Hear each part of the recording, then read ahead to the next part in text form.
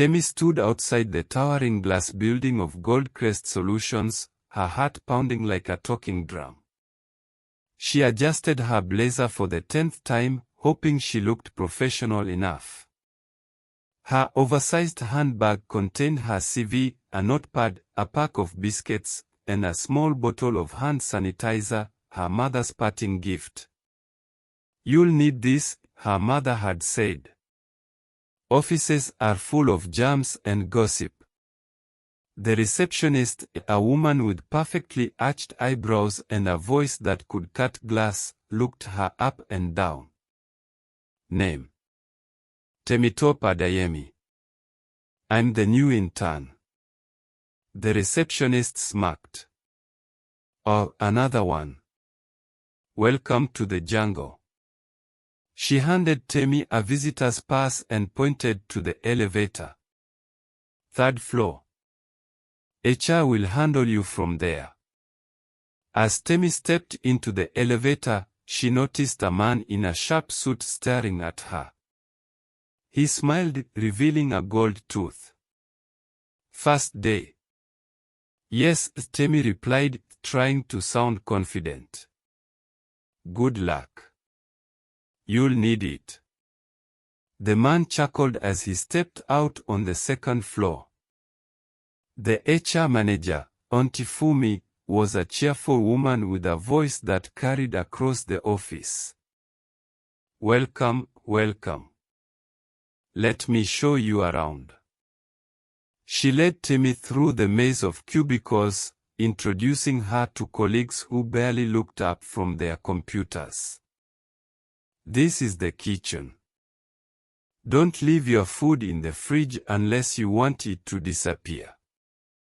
That's the photocopier. It jams every Tuesday. And this," she said, stopping in front of a glass-walled office, "is where you'll be working. Meet Mrs. Adebayo." Mrs. Adebayo was a tall, imposing woman with a permanent scowl. She didn't look up from her computer as Temi introduced herself. "Another intern," Mrs. Adebayo said, finally glancing at her. "I hope you're better than the last one." She couldn't even make a proper cup of tea. Temi forced a smile. "I'll do my best, Ma." "Good. Your first task is to organize these files." Mrs. Adebayo pointed to a mountain of folders on the desk. "And don't even think about leaving until they are done." By the end of her first week, Temi was exhausted. Mrs. Adebayo had her running errands, making endless cups of tea, and proofreading reports filled with jargon she didn't understand. But the worst part was the office politics. Everyone seemed to be in a clique, and no one trusted anyone else. There was Taiwo, the office charmer, who always had a joke ready. "Welcome to the jungle," he said with a grin. "Here, it's survival of the fittest, or the sneakiest." Then there was Choma, the office gossip who knew everyone's business. "Did you hear about Mr. Okon's new car?" she whispered to Temi. "They say it's a gift from a contractor." And of course, there was Mr. Bello, the CEO, who was rarely seen but often talked about. "He's like a ghost," Colonel said. "You only see him when something goes wrong." Temi quickly learned that the office was divided into two factions, Team Adebayo and Team Okon. Mrs. Adebayo, the senior manager, was known for her sharp tongue and mysterious connections. Mr. Okon, the CFO, was a smooth talker who always had a calculator in hand. The two were constantly at odds, and everyone else was caught in the crossfire. One evening, as Temi was organizing her desk, she noticed a loose panel at the back of the drawer. Curious, she pried it open and found a small, leather-bound diary. The first page read, "If you're reading this, I'm probably gone. Be careful. They are watching." Temi's heart skipped a beat. She flipped through the pages, her eyes widening as she read about missing funds, secret meetings, and a mysterious Project Phoenix. The diary belonged to Amara, the previous intern, who had vanished without a trace 3 months ago. Amara's notes were cryptic but chilling. "Mrs. A and Mr. O are in on it. They are siphoning funds from Project Phoenix. I need to find proof before it's too late." Temi's hands trembled as she closed the diary. What had Amara discovered? And where was she now? Temi's fingers trembled as she flipped through the pages of the diary. The handwriting was neat but hurried, as if the writer had been in a rush to document everything before it was too late. The diary belonged to Amara Nwosu, the previous intern who had vanished 3 months ago. Temi remembered hearing whispers about her disappearance but never thought much of it until now. Amara's first entry was filled with excitement and hope. First day at Goldcrest Solutions. I can't believe I got this internship. Mrs. Adebayo seems strict, but I'll prove myself. This is my chance to make a name for myself. The early entries were typical of a new intern: complaints about long hours, awkward interactions with colleagues, and the struggle to make a good impression. But things took a dark turn when Amara was assigned to assist Mrs. Adebayo with Project Phoenix, a high-profile government contract worth billions of naira. Amara's tone changed drastically in the middle of the diary. "Something's not right. The numbers don't add up. I've been reviewing the financial reports for Project Phoenix, and there are discrepancies, millions of naira unaccounted for. I brought it up with Mrs. Adebayo, but she brushed me off. Told me to focus on my work and stop asking questions." Amara's curiosity got the better of her. She began digging deeper, staying late after work to go through files and emails.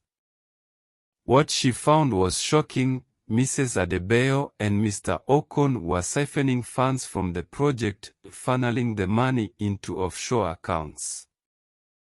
Amara's entries became more frantic.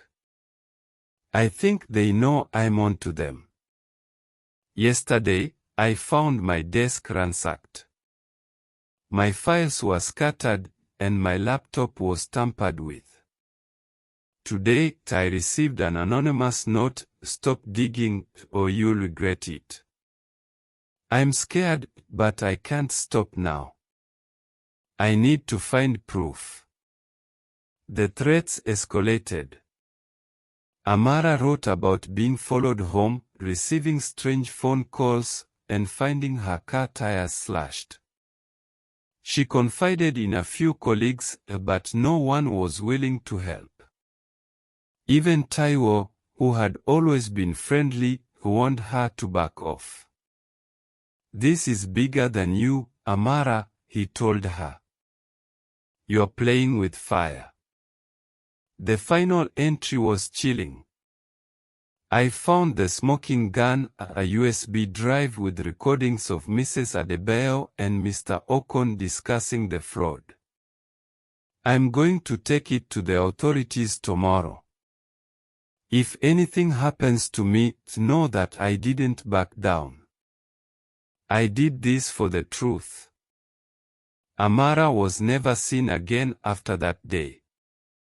The official story was that she had resigned and moved abroad, but Temi knew better. The diary was proof that Amara had been silenced, and Temi was determined to finish what she had started. The next day, Temi confided in Taiwo during lunch. "Have you heard of Amara?" she asked. Taiwo's smile faded. "Amara? That's a dangerous name around here. Why are you asking?" Temi hesitated. "I found her diary. She was investigating something big." Taiwo leaned in, his voice low. "Listen, Temi. This place is a snake pit. Mrs. Adebayo and Mr. Okon are at war, and anyone who gets in their way disappears. If you know what's good for you, you'll stay out of it. But what if Amara was onto something? What if she was right?" Taiwo sighed. "Just be careful. And whatever you do, don't trust Chioma. She's Mrs. Adebayo's spy." Temi's discovery of the diary consumed her. She spent her nights reading and rereading Amara's entries, piecing together the puzzle. She knew she had to be careful. Amara's fate was a stark reminder of what could happen if she got caught. But Temi wasn't one to back down from a challenge. A few days after finding the diary, Temi began receiving anonymous threats. The first one came as a text message: "Stop asking questions. You're not as clever as you think." She brushed it off, thinking it was a prank. But then, strange things started happening. One evening, as she left the office, she noticed a black SUV parked across the street.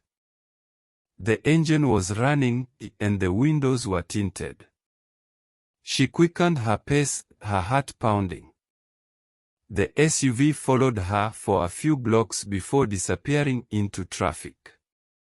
The next day, she found a note on her desk: "You're playing a dangerous game. Quit while you're ahead." Temi's hands shook as she crumpled the note and threw it away. She couldn't let fear stop her, not when she was so close to uncovering the truth. Temi confided in Chioma, hoping to find an ally. Chioma seemed sympathetic at first, offering to help Temi gather evidence. Together, they uncovered more discrepancies in the financial reports and even found a hidden folder on the company server labeled Project Phoenix, Confidential. But just as they were about to take their findings to the authorities, Chioma betrayed her. Temi walked into the office one morning to find Mrs. Adebayo waiting for her. "Temi top," Mrs. Adebayo said coldly, "You've been a busy little bee, haven't you?"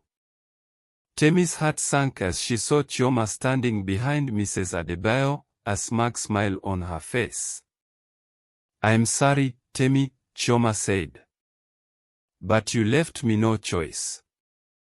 Mrs. Adebayo handed Temi a termination letter. "You're fired. And if you ever speak a word of this, you'll regret it." As Temi packed her desk, she found a hidden compartment in the diary. Inside was a USB drive, the same one Amara had mentioned in her final entry. Temi's hands trembled as she plugged it into her laptop. The drive contained video recordings of Mrs. Adebayo and Mr. Okon discussing the fraud, as well as documents linking them to offshore accounts. Temi knew what she had to do. She waited until the next board meeting, when all the top executives were in one room, and stormed in with the USB drive. "I have proof of corruption," she declared, holding up the drive. "And I'm not leaving until everyone hears it." "Who let her in?"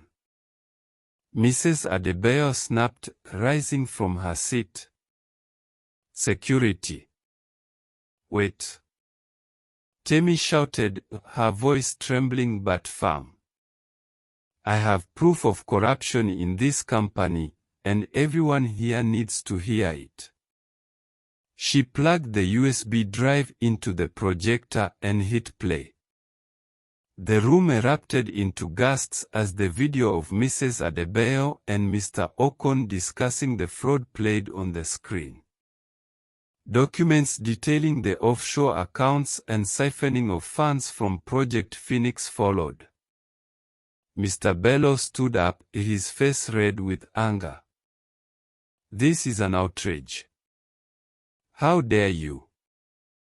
"Save it, Mr. Bello," Temi interrupted. "I have evidence linking you to this too. You're not as innocent as you pretend to be." The board members, initially skeptical, began murmuring among themselves. One of them, a stern-looking woman named Mrs. Alabi, stood up. "Enough. This is serious. We need to involve the authorities immediately." Within hours, the Economic and Financial Crimes Commission, EFCC, arrived at Goldcrest Solutions.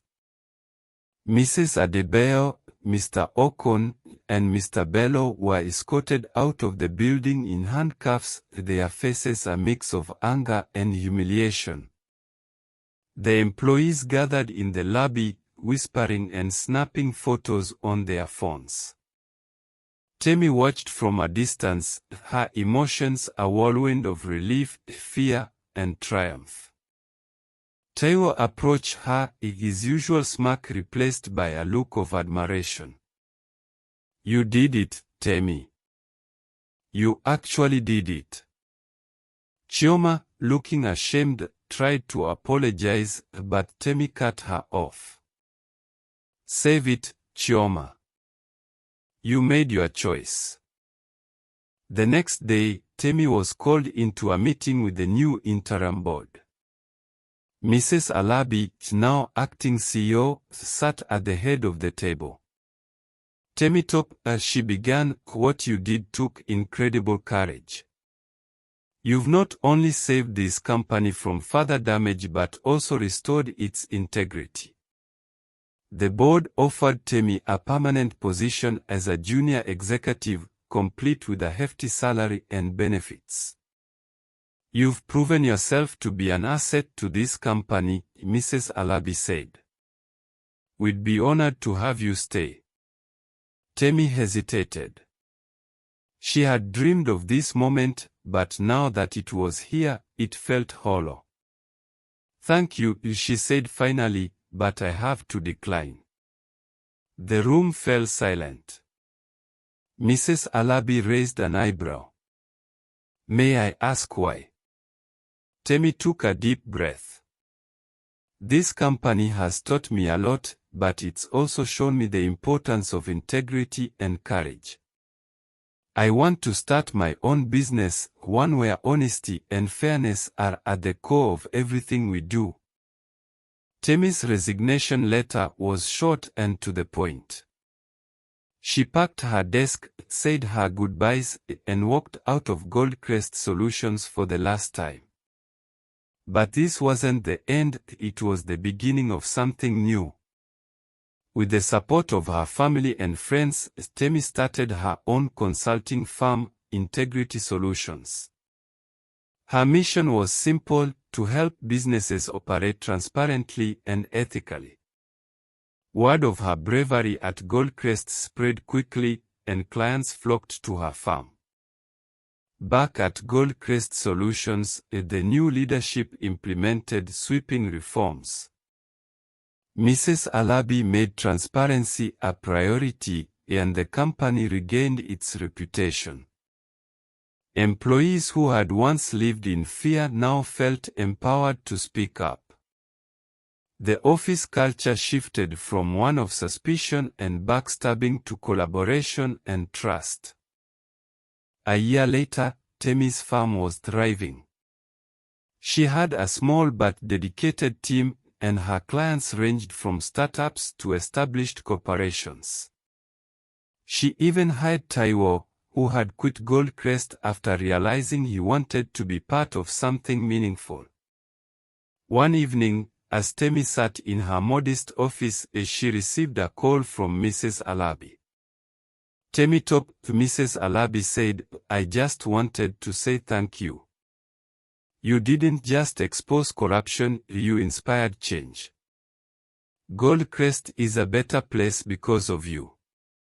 Temi smiled. "Thank you, Mrs. Alabi. That means a lot."